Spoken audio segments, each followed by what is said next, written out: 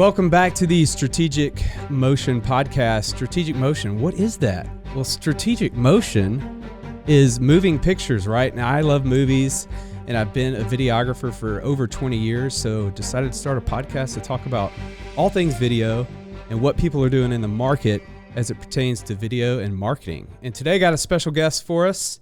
It is Samuel McVay. Welcome, Sam. Thanks, Troy. Happy to be here. Yeah. Appreciate the invite. He is with Killer Growth. So tell the audience, the listeners, a little bit about what Killer Growth is, because Killer Growth, that could be growing in anything. But what are you growing with people? We're not growing cannabis. Okay, that's a common ask. Is produce involved? No, yeah, we're not in Colorado. We're not in Colorado. Yeah. So we help businesses grow via digital marketing. Okay. So that's Killer Growth across SEO, media buying, creative strategy, CRO, like website development, landing page development, is where we focus in. We do some post-edit work, but we're completely remote. We don't do on-site work, on-site filming, on-site photography. We encourage people to find partners for that and then provide us that material footage, and then we build digital assets that will sell more services or more product. That's awesome. Short of it. Yeah. So what problem did you see, or what problems in the market did you see that led you to start Killer Growth? I think digital marketing agencies are really hard to trust. Oh man, I can't agree more. It'd be real easy to tell a client I can get thousands of people to their website, and it can actually mean nothing to the business itself. Yeah. And only mean something on an analytics report. And so my background in being in business, I worked with other agencies, started doing stuff myself, and started realizing they would much prefer a phone call or an email, one of those over 5,000 views that are irrelevant. So Killer Growth positioned itself to be a return on investment partner. Okay. Think of us as a strategic partner for growth, and we want to put together attribution, measurement tactics to say, when we do this, you get this. Is that acceptable? Setting up a accountability metric for both sides. We report what the metrics are. If it's not acceptable, we should be fired. Yeah. And that's a great way to look at it, because a lot of marketing companies out there provide a great service, but they have a hard way of tracking certain things, especially when they're just on social media and putting out content that way. Correct. And we kind of set ourselves up for failure, and we have to provide, we're not coming in guaranteeing. That's a strong name, right? We're kind of setting ourselves up for, well, I better get Killer Growth, or you're going to actually kill our growth is the funniest line I hear about our name, which was the biggest struggle I had with our name in the beginning. So you kill growth, or the growth is killer? And I'm like, read between the lines. Exactly. But expectations are really difficult. We have clients that if they just hear people talking about them around town and they achieve top of mind awareness, that's considered a win. Yeah. In different industries. Some industries it needs to be instant leads. Some industries it's top of mind. We want to be on the shelf. Yeah. And so we count that. We still track that. We get those feedback loops. What are you hearing? What are your customers saying? Your customers are going to see your ads sooner than anyone else. And hopefully they're going to say something about it. And if the feedback is positive, then you're creating some awareness. So, we're not just measuring dollars, we're measuring other things, but those other things need to attribute to what their business goal is. Yeah. No, that's good. So you said y'all don't provide video, but y'all ask your clients to partner with somebody. So what type of, when they ask you, like, what video should we use? I mean, what kind of advice do you give them? Yeah, that's great. It's so industry dependent and what their goals are. So let's think of so let's say an HVAC company comes in, and we're working with them, and we work with a handful of HVAC companies. They want to do well on, and let's skip SEO, let's skip Google ads, the lower funnel stuff, right? High intent. Someone's already searching for their service. We make sure they're really visible. That's just all data, analytics, strategy, keyword optimization, right? Yeah. It's the boring stuff nobody wants to do.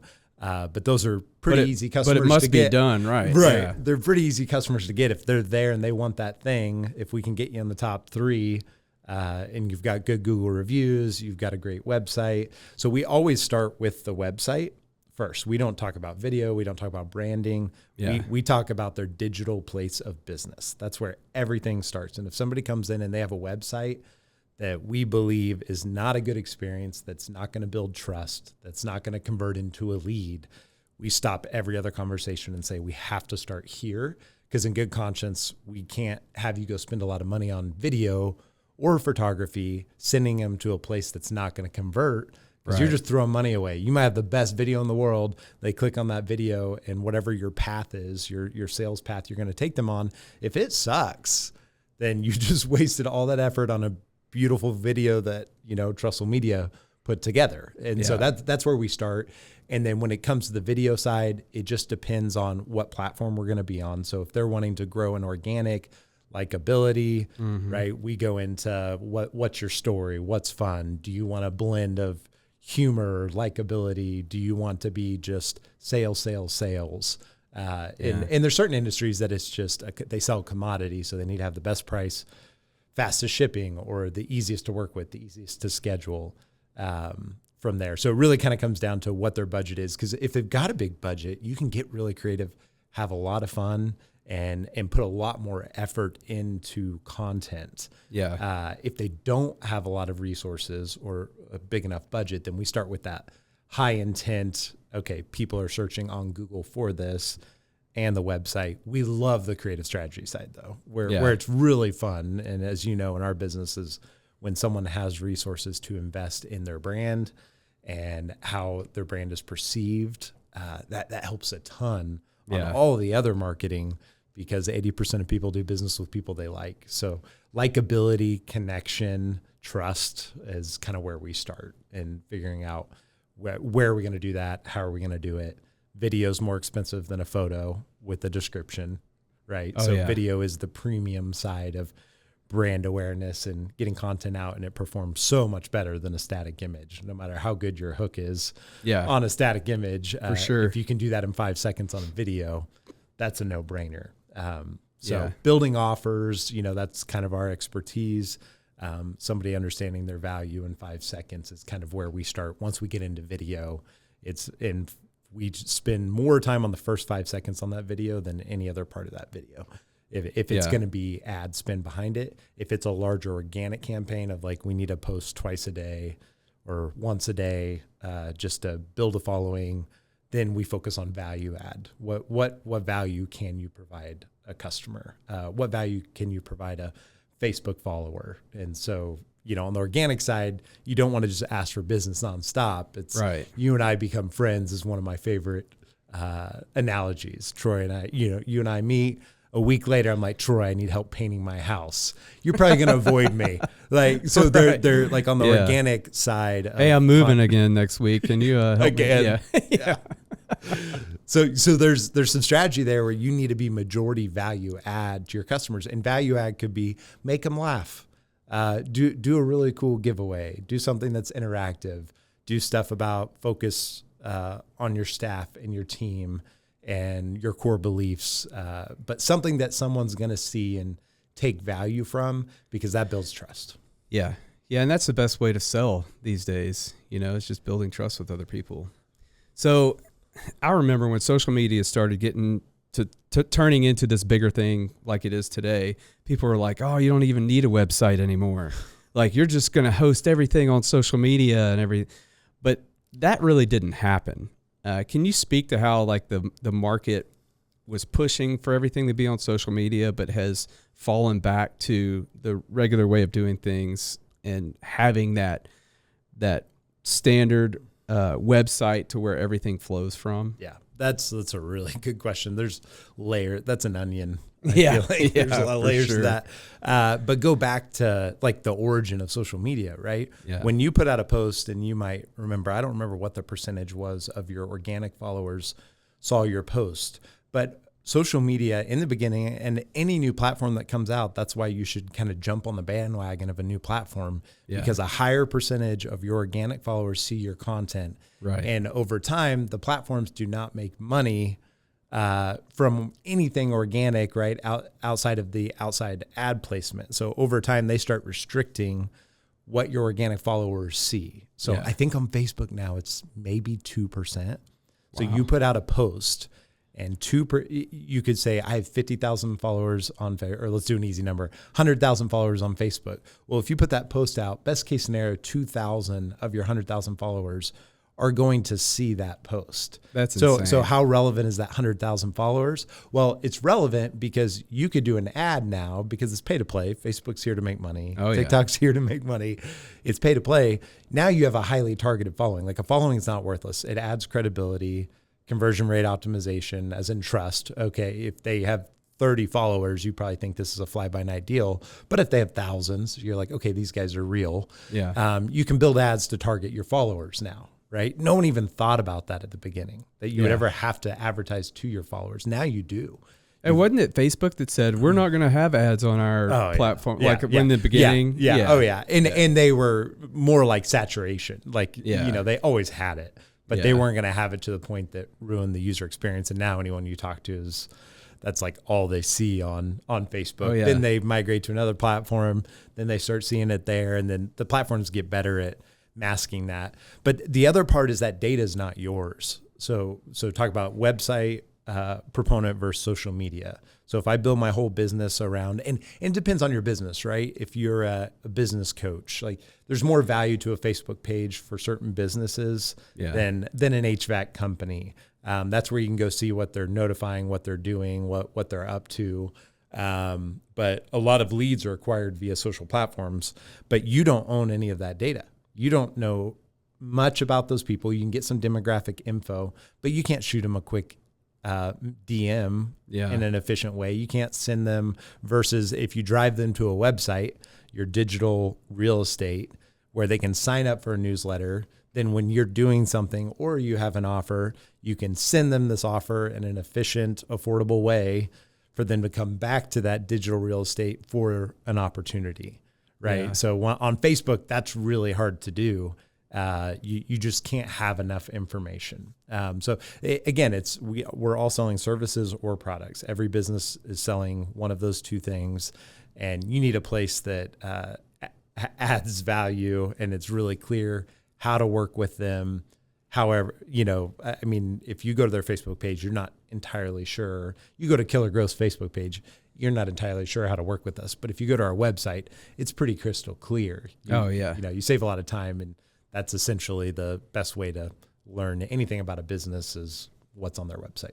Yeah, and talking about websites, when we do videos for people's websites, everyone always asks me, well, how long should that video be? I was like, well, if you're putting it on the homepage of your website, they are coming there to search you out and to figure out who you are and what you do. So, if you got a 10-minute story, tell a 10-minute story, because they're there to listen. They might only listen to 2 minutes, but I think you're safe in that digital real estate on your website to talk more about yourself. Yes. And that's where that should happen. I agree. It's how in 5 seconds on social can we get them to the website, right, where they're going to take the time to learn, right? That's why people say, blogs, the relevance of blogs. Well, blogs at the end of the day are just signals for you to rank higher on Google, and most people don't read them. Mm-hmm. But there are sites, and there are people who have had a lot of success in building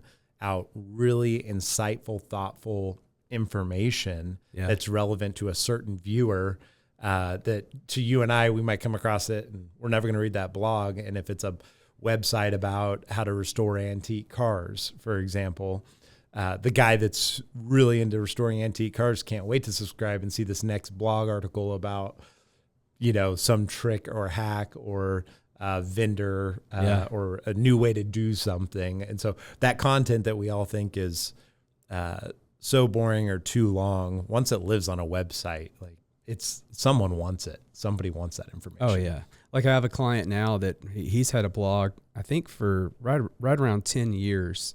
and he's paired a podcast with it over the past 4. But now his blog is getting like 50,000 hits a week. That's awesome. And he's just killing it over there. Yeah. So and it's really helped the growth of his podcast as well. So I believe it. Yeah.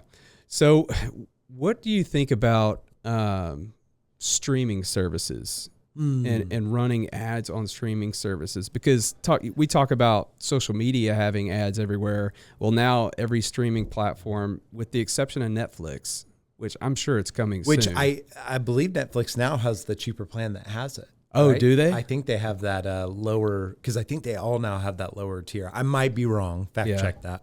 I don't know. I know I have the $17.99 one on. Yeah, they Netflix, have one that's like $9. Okay. They had this lower tier, and I think ads stream on it. Well, I was blown away. Speaking of pricing on them, Disney just changed all their stuff, and we have like the $14 one, so we get 2-minute ads here and there. But I looked it up. I was like, I'm sick of these ads. I don't want my kids seeing all these ads. It's $38 a month to get out of ads. To get rid of ads on Disney. On Disney Plus. I was like, no, that's crazy. I'm not paying for it. Right. I mean, that's insane. No, just keep selling me your stuff. Exactly. Yeah. So as far as streaming on, Google and the streaming platforms that we all use on our TV, is there a place for local stuff for that? Correct. Yeah.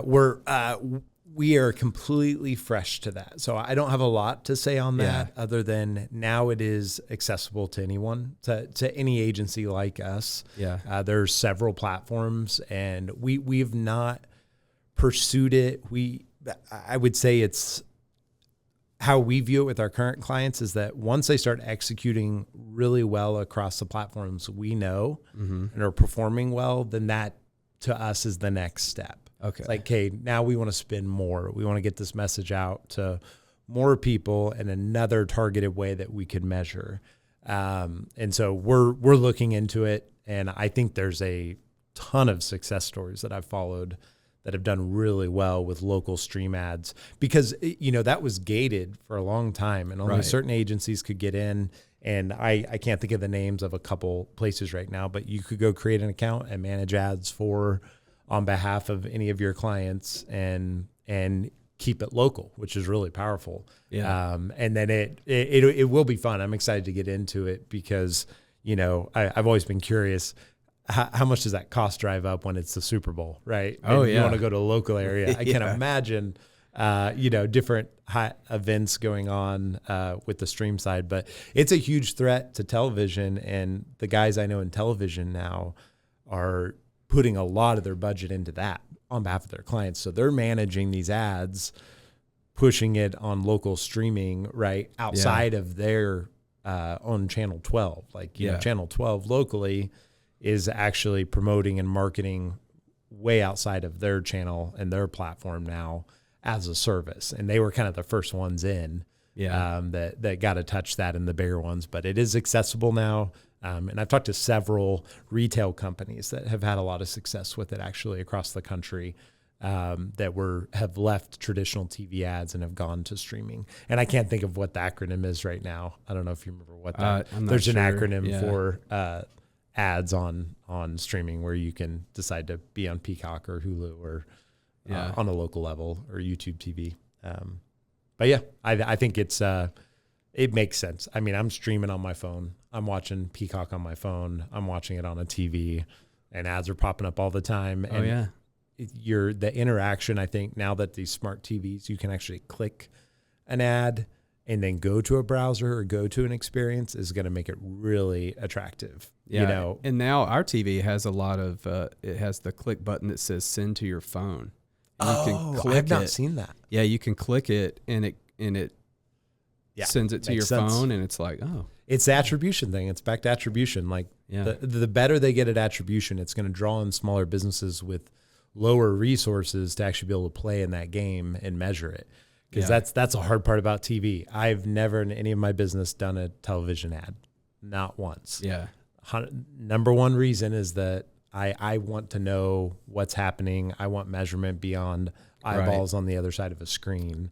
I need to know something beyond that. And there's very creative ways you can do that, right? Having an offer, having something specific that tracks back to, hey, I saw your TV ad. You guys are doing this offer, right? Write it down. Yeah. But it's still very manual, and you got to trust people on the other end to track that information. Right. I mean, I haven't worked for an agency since 2011.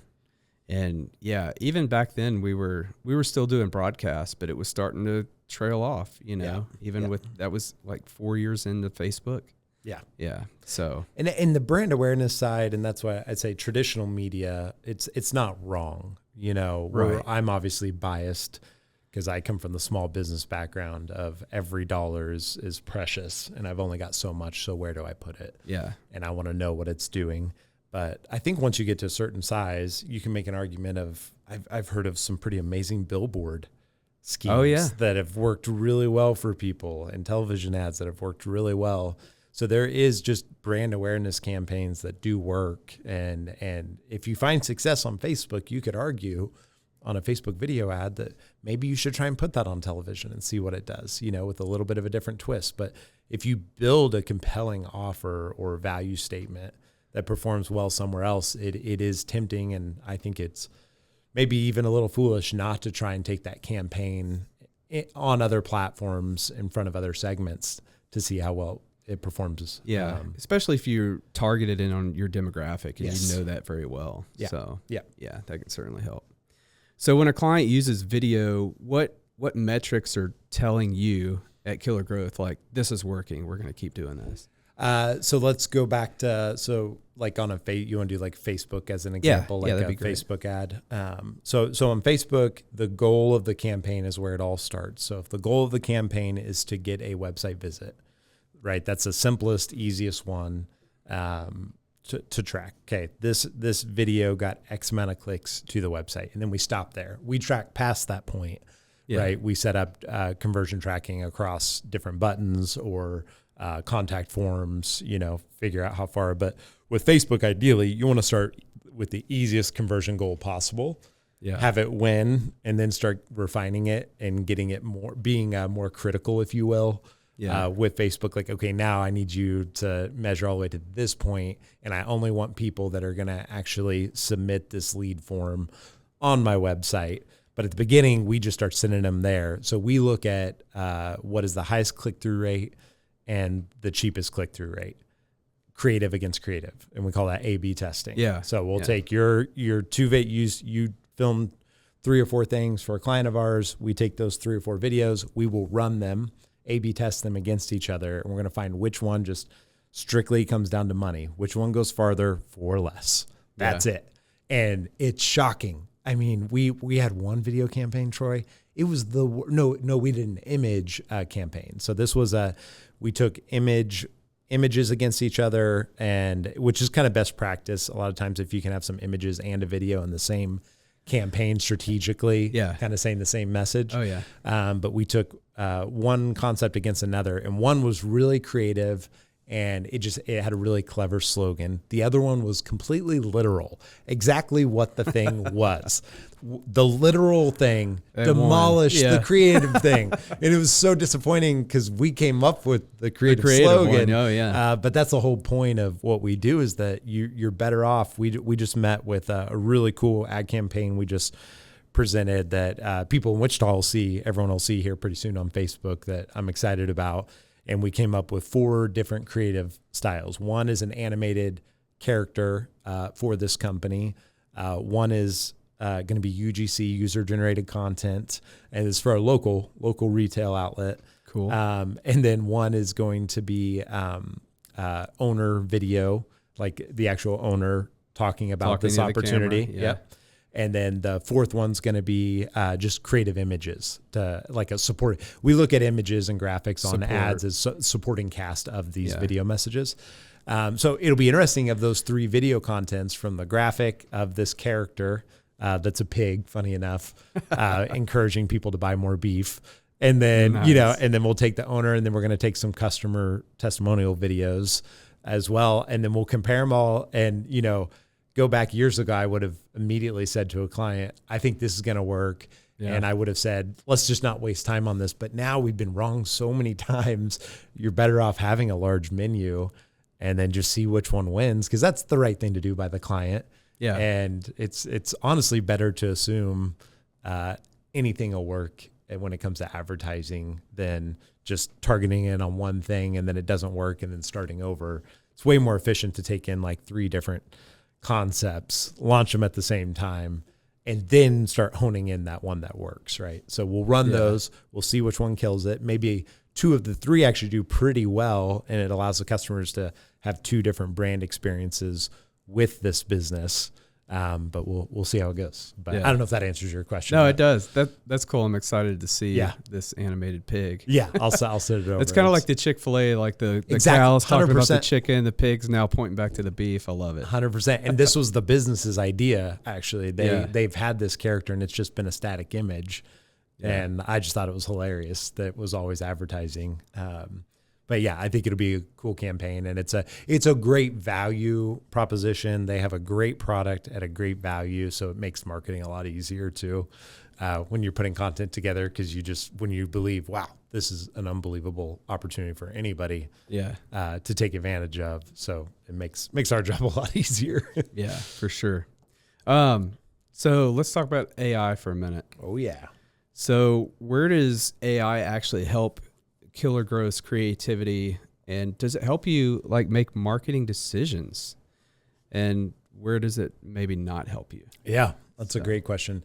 AI helps us with efficiencies first and foremost, data entry, stuff that really the creative aspect isn't a huge factor, like blog writing for only Google ranking is a good example, right? So that's a great assistant for us to put out more content with really deep research on certain topics. Mm-hmm. Yes, there's like original writing still wins. Oh yeah, hands right?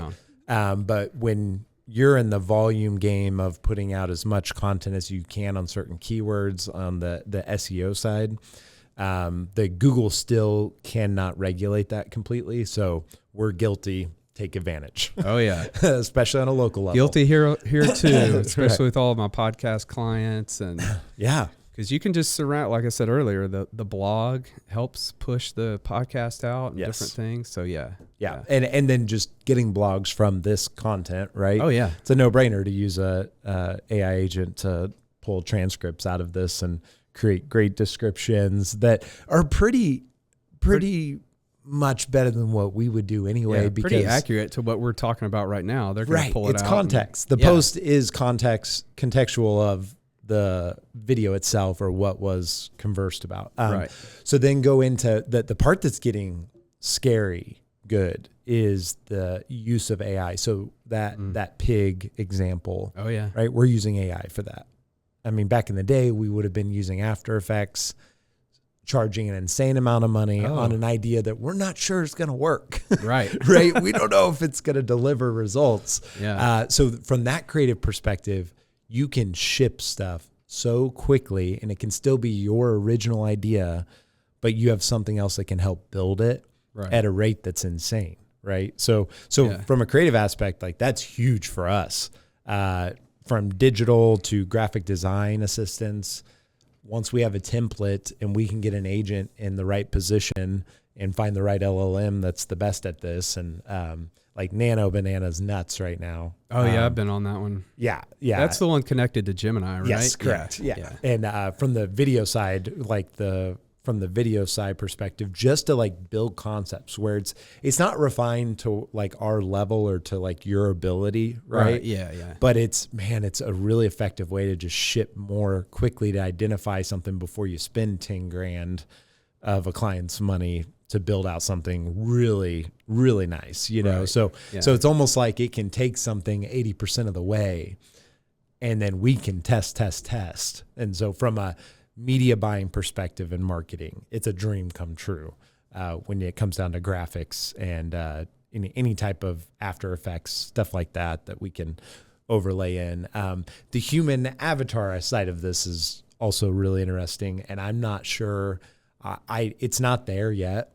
There's a lot of issues with that. I think there's connection issues. I think there's demeanor.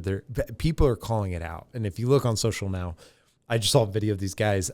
It's where they open this like fermented fish. Do you remember this? It's like 8 years ago, and it still pops up every I don't once in a know while. if I've seen that one. But you're supposed to open it underwater, and it's really stinky. Okay. And you open it in a closed environment, people will just start projectile vomiting. Oh my God, it's that bad. And it's like a thing people do, and they film themselves.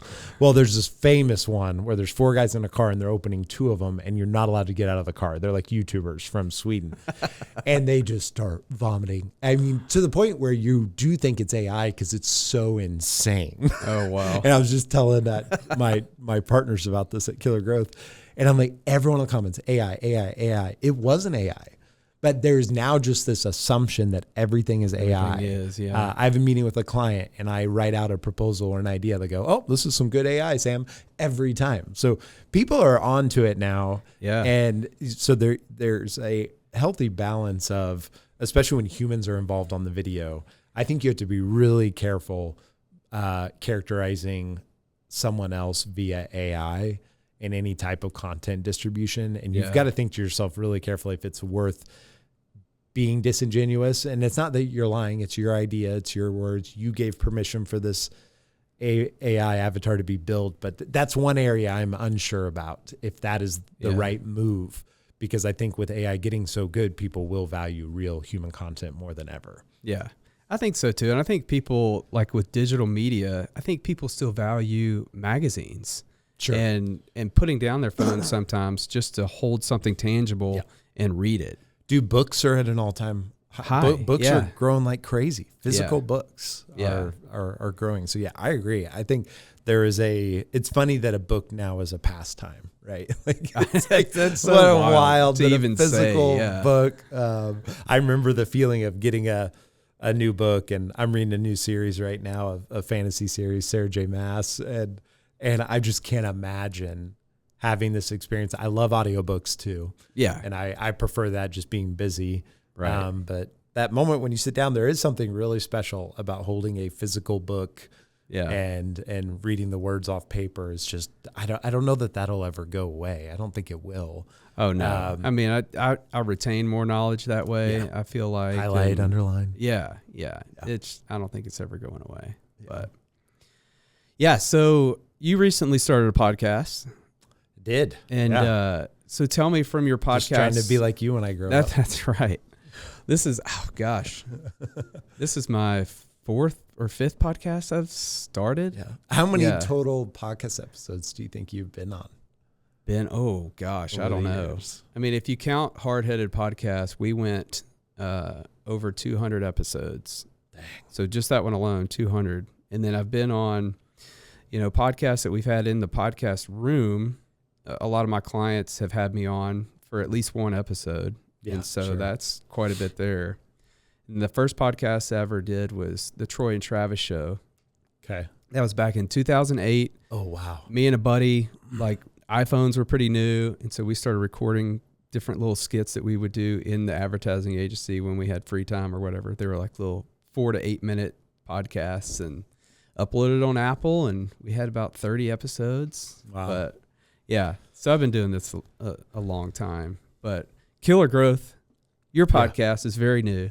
Yes. So tell me, from your podcast conversations, if you can, what's one growth mistake that you see businesses keep repeating with their marketing in general or with video? Yeah. I would say the number one mistake is they quit. Yeah. That's Amen. It. They quit. They quit early. Consistency is key, right? So, especially when it comes to video and organic and putting stuff out there. And it's hard. And when, we're an attribution, focused agency. So it's really easy for people to vent to me about how terrible organic strategies are, or how they'll never do this again or that again. And ultimately, what we run into is they were doing it. They had the wrong offer. They had the wrong content. They were on the wrong platform. They maybe just their follow-up sucked. Maybe they had no reviews. It's difficult. It's hard when you do marketing for a business that's bad at what they do. First and foremost, that's tough. That's a hard thing, right? We can't control that aspect. So you get them appointments and nobody's coming back, right? So it's like, hey, what if somebody comes in and they say, I want to do more of this? Great. What % of your customers come back on a regular? Okay, what's industry average? And if it's well below that, that should be the first question I ask everybody, because we're setting them up for failure by even doing any marketing for them, because they need to fix processes and systems. And this is where I'm getting too into the weeds. No, that's really good. The business aspect. But like, if they don't have customers coming back, that there's a bigger problem at hand, and they shouldn't be marketing. Now, what they do, right? Some people do a service that you only do every 20, 30 years. That's a different conversation, right? Yeah. Then your whole marketing focus, it doesn't matter what their experience was, as much as if you do a service that someone could use every couple of years or every year or every 3 years. Like, that's a different conversation. But yeah, the biggest failure I see is their fear. And as our Dan Kreis, all of our the business mentor, godfather of Wichita, Kansas, says, fear is false evidence appearing real. Mm-hmm. And I think everyone's afraid of marketing. I think most business owners are scared of marketing. They have been given a lot of promises that didn't come through, and they worked with a bad partner. And so at my core of why we started Killer Growth, we're not going to win for everybody. We're going to fail, but we're going to be really honest about failing. We're going to be really honest about expectations up front. And I got a call from a guy in Wichita over one meeting. He wants me to do all this stuff, help build this thing, promote this thing, and sell this online deal. And I get all the information, and this is what I run into, and you run into all the time. Yeah. He goes, great. What kind of, I'm willing to spend, $5,000 on ads a month. What kind of return on investment can I expect from that? On the first meeting. And I'm like, negative. Like, you'll lose. You're going to lose. Yeah.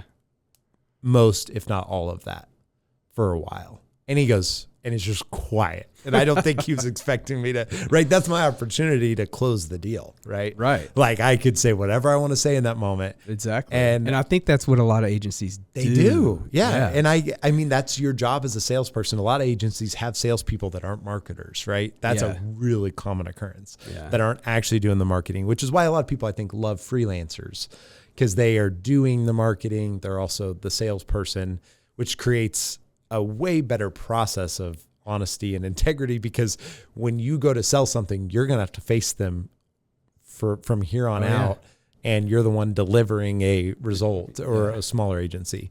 Mm-hmm. But I told this person that, I said, you weren't expecting that answer, were you? And I just laughed, because he just goes quiet.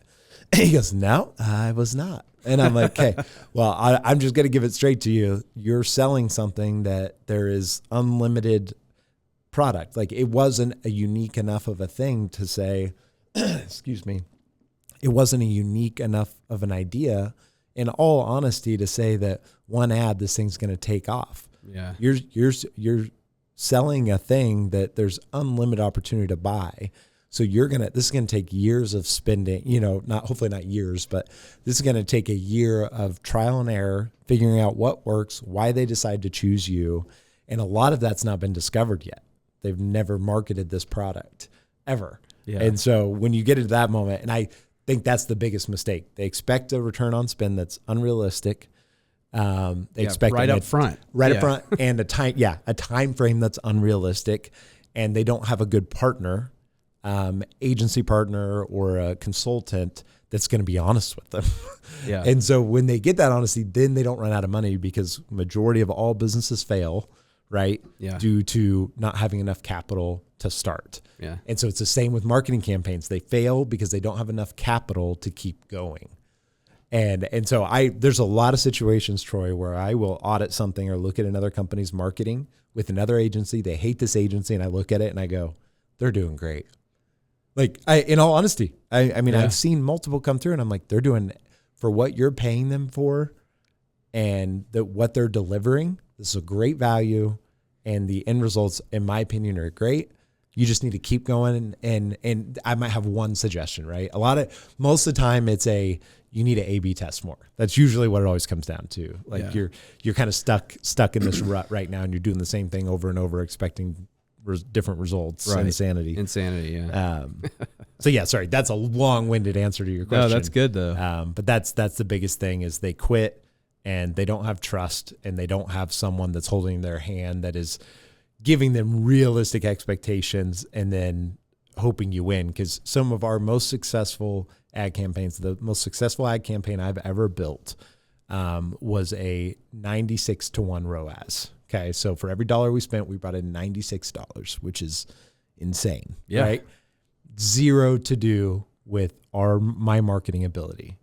100% to do with the product was that good. Oh, yeah. So that's the hard part. You've got to identify how good is this thing? How different is it? And if it's very similar, you need to spend more time on how could it be different? How can we communicate that it is different? And then you're going to be more successful in ads. But they spend too much time just sending what they think will work versus premeditated marketing of like A/B testing, doing surveys.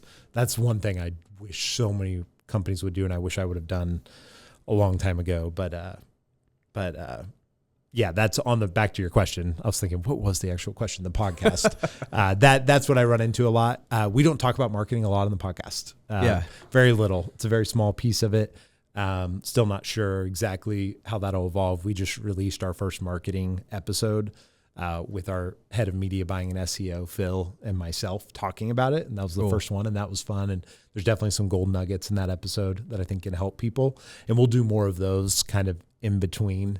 But yeah, this common story I hear though from business owners before or after the podcast, or maybe a little bit in the podcast, because our goal there is to learn about what they're doing, understand what they're doing, what has worked, and hopefully the nuggets out of that podcast don't come from me; they're coming from the guest on the show. Yeah. So maybe somebody in a similar industry, or that's thinking about getting into that industry. They get to learn a lot about it. Yeah. That's good. Yeah. And that's like this one. I mean, all the nuggets are going to come from Sam McVay today. Yeah, there you go. Yeah. So. Yeah. Well, Sam, before we jump into film talk, which I like to do at the end of every episode, tell the listeners how they can get in touch with you. Yeah. Just go to killergrowth.com. I've got a public booking link that'll schedule an intro call with me. I love meeting anybody who owns a business. Doesn't really matter what industry you're in. We're not for everybody, but there's a good chance I know somebody that is for someone when it comes to marketing. But go to killergrowth.com. Please go check out our new podcast, the Killer Growth Podcast. It's on iTunes, Spotify, YouTube. You can find it across all the channels. All right. Thanks for that, Sam. We're going to jump into the film talk segment. And this is my favorite segment of the show because I love movies. So what is one movie that is either your favorite movie or one movie that had like a big impact in your life? So tell me about that. Yeah. Well, I think I like looking at it categories. So can I do like two? Yeah. Like if you got to go genre or whatever. So I'll probably go genre. Romantic comedy. I'm famous for rom-coms. Rom-coms, baby. Obsessed with You Got Mail. Tom Hanks. Yeah. Meg Ryan, what's the music? The music on Tangerine. That's going to drive me nuts. It's some weird name like that band. But the music's unbelievable. The cinematography's unbelievable.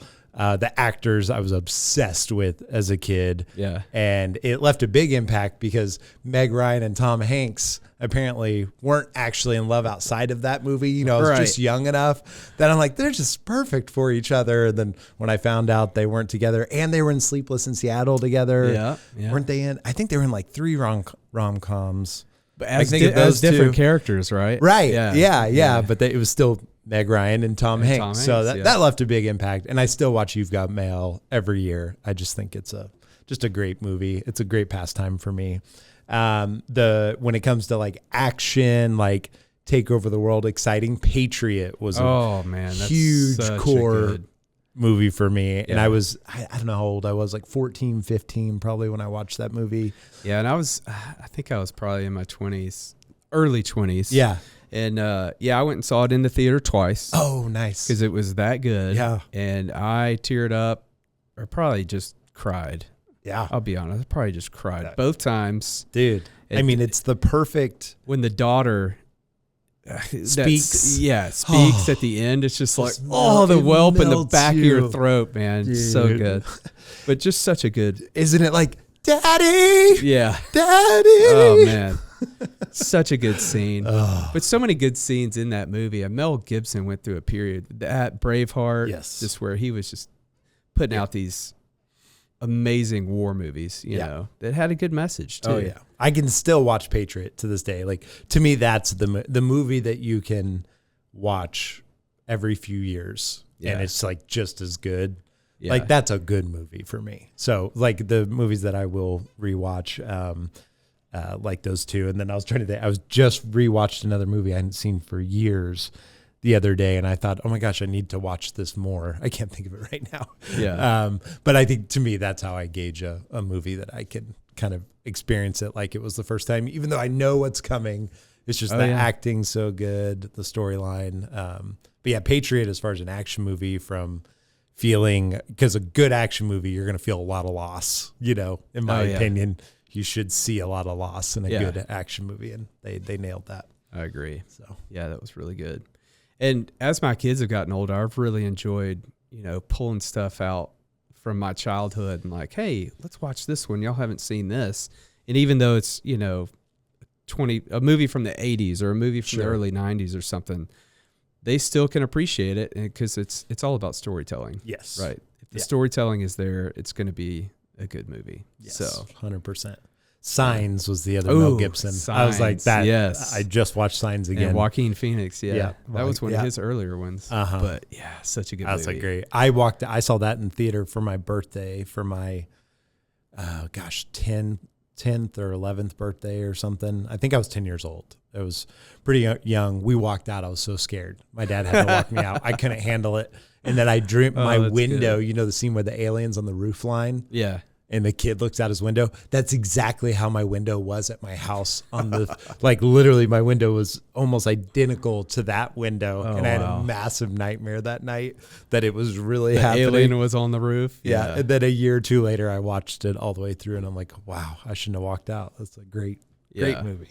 Great movie. M. Night Shyamalan, he had a good run of about 5 or 6 movies that were just fantastic. Yeah. Village was really good. Was awesome. What's the one, I See Dead People? What? Sixth Sense. Yeah, Sixth Sense was great. Yeah. And that's one I can't watch again. Speaking of watching him. Yeah. Sixth Sense was great, but it's the whole movie is about this thing you don't know. And when you know that single thing, it's hard to get that same feeling at the end of it. Yeah. But there are some things you can go back and go, oh, I should have picked it up at this point. Right. Yeah, for sure. Yeah, it's worth watching a few times. Yeah, really good. Yeah. Well, that's our film talk segment. Thanks, Sam, for coming in, man. I really enjoyed this. Yeah. Yeah, thanks, Troy. It was a lot of fun. And you're coming on the Killer Growth podcast next. Yes, so next. We're trading spots. In a couple of weeks, I think. Weeks. Yeah, so it'll be fun to have you. Be sure to check out the Killer Growth podcast very soon, or right now for earlier episodes. There you go. Yeah. All right, we'll see you next time.